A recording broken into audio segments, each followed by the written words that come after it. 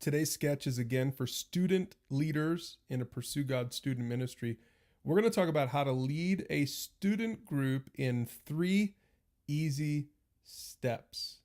Okay, so whether you're an adult leader or a student leader who is about to start a student group, there are 3 things that you need to understand. But first, let's just remind ourselves that student groups are at the center of a Pursue God student ministry.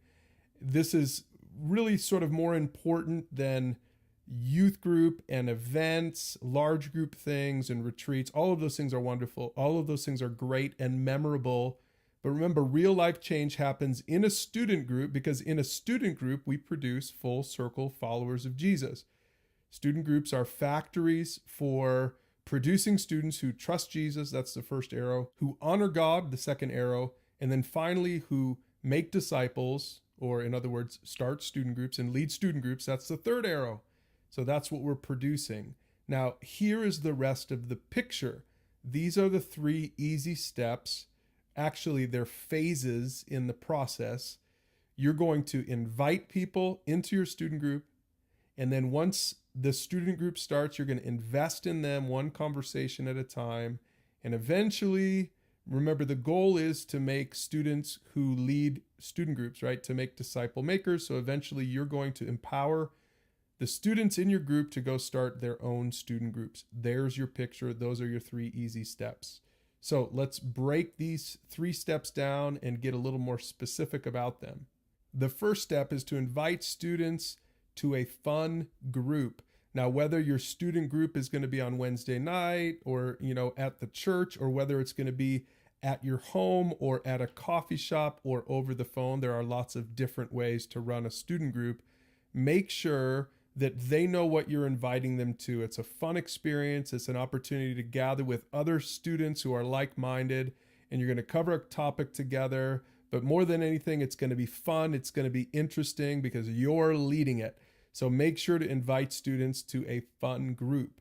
Now, number 2, you want to invest in those students one conversation at a time. Your student group is probably going to have some fun element to it, but at some point you're going to actually cover a topic. You're going to have a conversation, and every week or every other week, however often you meet, you're going to cover that topic and help them discover the truth on the topic that you're covering for that particular week. So let's take a look at the resources real quick. PursueGod.org/students is the best place to get started. That's where you'll find all of our series, right? So here are your series for student groups. In fact, I recommend that you start with Students 101. This will give you the first 10 topics that you can cover in your student group. Now, you don't have to start with that series necessarily, but it's a great place to start if these tools seem a little overwhelming. You can scroll down and see that there are more topics just for students on that page. We are always adding more content just for students. We talk about faith topics, Bible topics, everyday life topics, students helping students to pursue God. That's really what all of these tools are about. Now, when you go to one of the topics, here's what it will look like, right? So as an example, let's look at the topic titled The Power of a Cuss Word.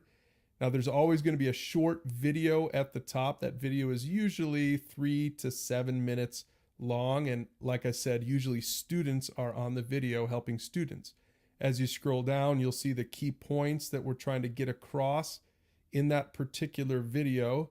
And as you scroll down even further, you'll see the discussion questions that you can use to talk about that topic in your student group. So send that topic out ahead of time so everyone in your group gets a chance to look at the video and prepare for the conversation. Now, you don't have to hit every single question, but you'll see that it's easy to start a conversation with these tools. So you invest one conversation at a time, and then finally, you're going to empower them to start their own group.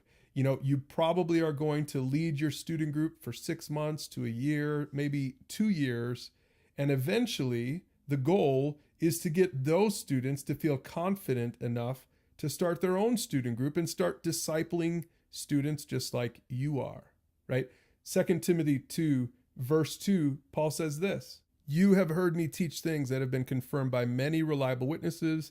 Now teach these truths to other trustworthy people who will be able to pass them on to others as well. And that's what you are doing. You're going to lead a student group using these simple tools, invest in them one conversation at a time as you cover conversations on faith and life and just everything that students deal with. And eventually you're doing it in such a simple, reproducible way that you will send them out to go start their own student groups, and you will create a little mini movement in your youth group where everyone can become a disciple maker. So back to the image, you invite people and use pursuegod.org/students to start investing in them one conversation at a time, covering as many topics in series as you need to. Maybe you can get some direction from your youth pastor or the student leader that is bringing you through these resources, but you invest in them until they go full circle, and eventually then you bring them through this very series that you're getting trained on. Cover these topics with them just like someone else is covering these topics with you, and empower them to go make disciples just like you are being empowered today to go do it. So use the questions below to talk about this with your group or mentor, and then continue to cover some of these training topics.